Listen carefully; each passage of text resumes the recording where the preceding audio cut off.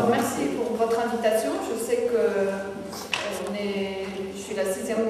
candidate à passer devant vous et que ce n'est pas nécessairement très simple pour vous d'écouter une énième intervention, mais j'essaierai de défendre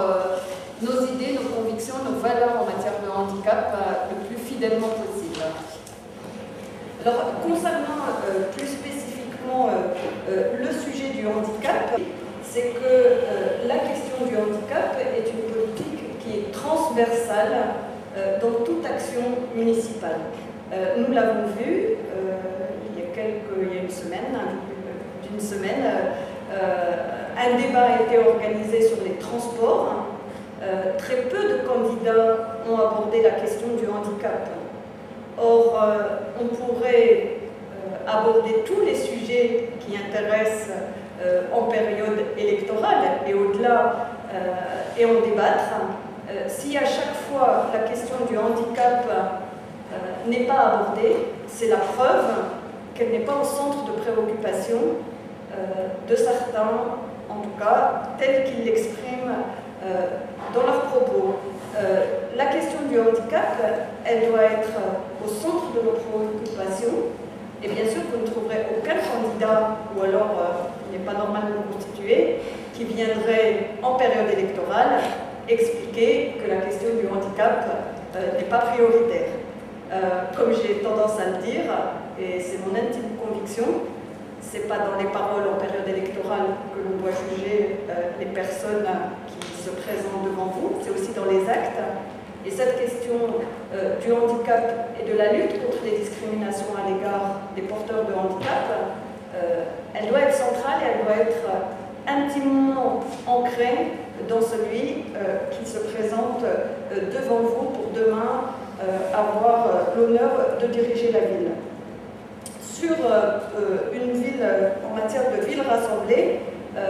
pour nous, et on aura l'occasion, je n'en doute pas, d'en revenir aussi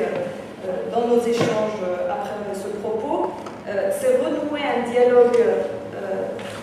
avec la commission communale pour l'accessibilité aux personnes handicapées et le collectif Montreuil Handicap pour en faire un acteur à part entière dans la politique, encore une fois, transversale municipale. Nous prenons l'engagement, et je crois que c'est un acte fort, de mettre un véritable service municipal en charge du handicap si Élire Montreuil remporte l'élection, qui aura autorité, ce service aura autorité sur l'ensemble de l'action municipale pour défendre justement cette politique transversale. S'il n'y a pas un service en tant que tel en charge du handicap, alors, on le sait, à l'usage,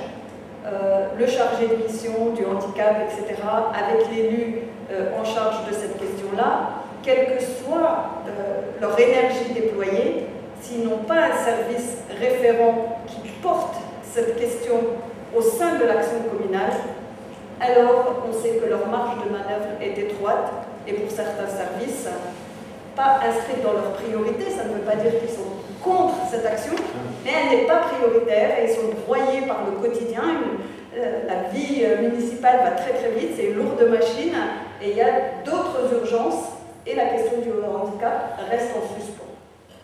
La participation de tous à la démocratie et à la vie locale, notamment dans les conseils de quartier, les réunions publiques, les rencontres associatives, les fêtes de quartier, qu'il y ait le maximum d'initiatives pour parler, pour rappeler, puisque le handicap, certains, hélas, naissent avec, mais aucun d'entre nous, malheureusement, n'est à l'abri de le devenir. Nous-mêmes, mais aussi les êtres qui nous sont le plus chers possible. Et or, plus tôt nous sommes sollicités, plus tôt les enfants sont éduqués pour apporter un regard sur le handicap qui fasse partie de leur quotidien et qui devienne normal. Alors, cette éducation devient aussi une préoccupation pour défendre celui qui est porteur de handicap. Une ville pour tous, qui prennent en considération le handicap dans les politiques publiques municipales, un aménagement de l'espace public. Nous avons pris l'engagement, si nous sommes élus, de rénover en profondeur notre voirie. Ça concerne tous les Montreuillois, mais la rénovation, l'élargissement des trottoirs, la rénovation de la voirie, l'éclairage public, etc., c'est aussi une manière de donner plus de place, par exemple, aux personnes qui sont sur des chaises roulantes ou qui sont malvoyantes, voire non-voyantes et qui ont une canne, etc. Plus la voirie est rénovée et l'espace public plus en adéquation avec sa population, plus les porteurs de handicap trouvent aussi un espace plus adapté pour vivre librement avec les autres. Une concertation systématique avec les membres de la CCAPH pour les projets d'aménagement urbain. Cette commission, elle est importante. Nous savons que la loi du 11 février 2005 a exigé la rénovation et l'accessibilité pour les équipements publics pour les porteurs de handicap. Nous sommes en 2014 et en 2014, bien sûr, on s'est repris 10 ans pour dire que c'est repoussé à plus tard, dans 10 ans. Et malheureusement, ce n'est pas le seul sujet où on met des commissions, des observatoires pour répondre à un moment donné, et souvent c'est en période électorale, et je ne parle pas en l'occurrence, ça ne dépasse à l'échelon local, mais à l'échelon national. Il faut se donner les moyens, il faut se dire que cette question, elle est centrale. Pour ma part, je regarde rarement derrière moi, je n'oublie rien, comme tout le monde. J'essaye d'en tirer les leçons pour ne pas recommettre les mêmes erreurs, mais en revanche, je dis chiche, mettons à profit les 10 ans qu'on vient de se reprendre pour que tous les équipements soient mis aux normes pour l'accessibilité des handicapés, pour anticiper afin que le maximum de logements, de construction, d'équipements soient tous mis aux normes, mais aussi ceux qui sont déjà là, parce qu'on sait que dans tous les équipements nouveaux, l'accessibilité est obligatoire, donc de fait, elle est présente, mais en revanche, pour tout le bâti existant, c'est là où le bas blesse, et c'est là aussi où nous devons mettre le curseur. Sur l'aménagement des bâtiments publics, poursuivre la mise aux normes des équipements publics, je pense notamment aux écoles. Pour les écoles, il y a le public handicapé, mais il y a aussi, on le sait bien, à chaque fois qu'il y a des aménagements pour les personnes porteurs de handicap, ça profite aussi aux parents avec poussette, ça permet aussi aux personnes âgées qui ont des problèmes pour se déplacer, ça permet aussi aux enfants qui ont eu un accident et qui ont des béquilles, etc. Donc c'est bien que ce n'est pas uniquement spécifiquement pour quelques personnes dans la cité que ces équipements qui nécessitent de lourds investissements parfois, mais ça profite à tous, et encore une fois, même si à l'instant T, personnellement, nous n'en avons pas besoin, et tant mieux pour nous, à l'instant T+1, bien malin celui qui peut dire si nous en avons besoin ou pas. Et enfin, un focus sur l'école, même si j'ai déjà commencé à aborder ce sujet, plus de moyens pour la médecine scolaire, qui aura aussi comme conséquence de participer de la politique de dépistage précoce de handicap. Nous savons que certains enfants, le handicap n'est pas visible et que c'est souvent à la crèche, voire à l'école, et plus le handicap est pris en compte tardivement, plus c'est difficile aussi d'insérer et que l'enfant puisse trouver sa place à part entière. Approfondir les partenariats avec l'éducation nationale et la CAF pour améliorer l'accueil et la prise en charge des enfants porteurs de handicap en milieu scolaire, plus d'AVS, mais aussi la formation d'animateurs dans nos centres de loisirs et ceux qui encadrent le temps de la pause méridienne, donc de la cantine, combien de parents sur la ville, il n'y a pas d'autre terme, excusez-moi, mais galèrent pour que leur enfant, je ne parle même pas de l'école, une fois qu'ils ont passé énormément de temps à démarcher, à trouver des écoles qui acceptent leurs enfants. Nous avons beaucoup de familles à Montreuil qui malheureusement ne peuvent pas scolariser leurs enfants à Montreuil puisqu'il n'y a pas d'école spécifique pour accueillir ces enfants-là. Mais en revanche, doivent encore lutter, se battre et voir à chaque fois que leur enfant doit être accueilli dans les centres de loisirs, puisque vous savez bien qu'à Montreuil, quels que soient les enfants, pas uniquement pour des enfants porteurs de handicap, les enfants peuvent être scolarisés dans une école autre que montreuilloise, mais comme ils sont montreuillois, ces enfants-là ont le droit d'aller dans les centres de loisirs de leur ville. Si c'est possible pour les enfants qui sont en bonne santé, je ne vois pas pourquoi les enfants porteurs de handicap, les parents doivent se battre pour avoir le personnel adéquat pour que leur enfant puisse être accueilli pendant le centre de loisirs. C'est aussi une manière de montrer à ces enfants qui sont montreuillois et qui peuvent côtoyer leurs petits voisins ou leurs petits camarades qu'ils n'ont pas la chance de côtoyer au quotidien. Profiter, même si ce n'est pas le lieu, j'en ai débattu cette semaine encore avec les représentants à la fois des enseignants et des parents d'élèves de la réforme des rythmes scolaires. Donc je vous propose de ne pas ouvrir ce dossier ici, mais je suis prête s'il le fallait que ce soit votre préoccupation. Il n'y a pas de sujet tabou pour moi. Mais en tout cas, cette réforme, à un moment ou à un autre, même si elle n'est pas mise en application dès la rentrée prochaine, je n'en sais rien à l'heure où on se parle, mais à un moment ou à un autre, sauf si la loi venait à changer, Montreuil c'est encore la France et donc c'est encore la République et donc les lois de la République doivent aussi s'appliquer à Montreuil. Profitons aussi, ne regardons pas que les mauvais côtés, profitons aussi de cette réforme des rythmes scolaires pour sensibiliser à travers des ateliers pour tous les enfants aux enjeux du handicap et de la lutte dès le plus jeune âge contre les discriminations. Poursuivre l'accessibilité, donc ça j'ai déjà dit, des écoles et des centres de loisirs, donc je n'y reviens pas, et l'accès à la vie quotidienne, que ce soit en matière de santé, de mobilité, poursuivre, je l'ai dit au moment du débat sur les transports avec la RATP pour l'accessibilité des transports collectifs. Un effort a été fait pour les bus, même s'il reste encore un peu de chemin. Pour le métro, sur notre ville, nous en sommes très très loin. Mais améliorer et continuer ce travail avec la RATP pour que l'accessibilité au métro soit une mesure concrète, ça reste à faire et il faudra vraiment le faire. Faire un audit aussi sur le fonctionnement des transports adaptés, celui du CCAS et des fameux TACO, pour un diagnostic partagé, puisque pour nous,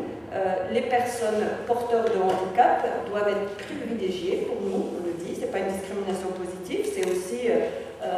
des modalités pour que la justice sociale puisse être préservée. Si la municipalité doit mettre des moyens supplémentaires dans le transport, il doit d'abord être en direction de ceux qui ont du mal à se déplacer, les personnes âgées, les porteurs de handicap, et donc nous mettrons le focus là-dessus. Sur le logement, combien de fois depuis que nous militons, et ça fait quand même quelques années, pas une semaine, pas une rencontre où nous soyons abordés par la question de famille dont un membre est porteur de handicap et qui habite au 3e, 4e, voire plus haut, et quand l'ascenseur est en panne, etc., c'est une vraie galère au quotidien. Voir certaines personnes seules qui ne peuvent pas se déplacer, et donc elles sont tributaires d'une tierce personne, même pour aller faire ses courses, et qui demandent à échanger, quand elles sont dans le parc social, à échanger avec un appartement en rez-de-chaussée. Et là, c'est sûr que cette politique doit être revue pour que les échanges et que les appartements en rez-de-chaussée soient prioritairement adaptés et réservés pour les familles dont un membre est porteur de handicap. J'ai presque terminé. Améliorer la vie et l'accès à la vie quotidienne en matière de commerce, d'emploi, faire un état des lieux des handicapés en intégrant un volet entreprise, pour une politique d'information municipale sur le handicap, et pour surtout que l'embauche d'une personne porteur de handicap puisse être aussi rentrer dans l'exigence intellectuelle des autres. Par exemple, un exemple assez concret, le personnel municipal à l'accueil, pour nous, doit être formé pour être extrêmement vigilant, mais aussi outillé pour pouvoir répondre et recevoir le public porteur de handicap. S'il n'y a pas de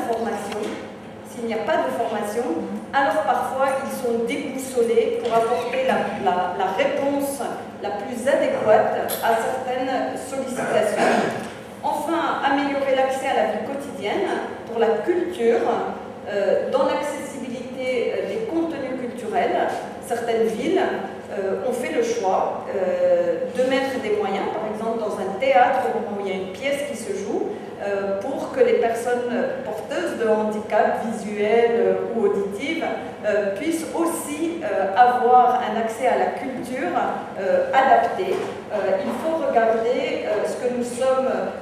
capables de mettre en place, puisque aujourd'hui certains publics est exclu de l'action culturelle de ce fait. Donc nous avons dit que nous mènerons avec le Méliès notamment et le CDN pour commencer l'audiodescription, la boucle magnétique, le surtitrage, etc. Pour que tout le public puisse accéder à nos équipements culturels. Le sport, là aussi poursuivre l'accessibilité des équipements, que ce soit les stades ou les gymnases, mais aussi la piscine. La mise à l'eau, alors à Montreuil on a cette chance-là, mais vous savez que toutes les piscines du territoire Est Ensemble ont été transférées à Est Ensemble pour un objectif très noble qui est celui que tous les enfants puissent savoir nager à l'entrée en 6e. Nous sommes très loin de cet objectif et de cette exigence de l'éducation nationale sur notre territoire. Nous avons très peu d'équipements aquatiques sur le territoire où la mise à l'eau des personnes handicapées est facilitée, à la fois pour accéder au bassin et à la fois pour certains du bord du bassin pour aller dans l'eau. C'est une exigence nécessaire pour qu'on puisse aussi aller nager sans trop de difficultés, même si le quotidien d'une personne handicapée, de toute façon, il faut être pragmatique et plus difficile que la nôtre. Donc tout ce que l'on peut mettre comme moyen pour lui faciliter la vie et qu'elle ait le moins besoin de se freiner parce qu'elle est handicapée, doit être mis en œuvre. Assurer une meilleure visibilité de la journée handisport, pour nous c'est important, à la fois pour les personnes porteuses de handicap, mais aussi pour celles qui ne sont pas porteuses de handicap, puisque ça fait partie de l'éducation citoyenne. Et enfin, mais vraiment enfin, l'exemple avec l'administration municipale, poursuivre les efforts d'insertion des personnes porteuses de handicap dans l'administration communale, renforcer le recours aux entreprises adaptées pour certaines prestations, je pense notamment aux réceptions, renforcer les dispositifs de communication, notamment une meilleure accessibilité du site internet de la ville, penser l'accessibilité du conseil municipal pour que chaque Montreuillois, quel que soit ses particularismes, puisse avoir le même accès. Et enfin, soutenir le forum Tous pas pareils, mais tous égaux, et le Téléthon, même si les week-ends du Téléthon sont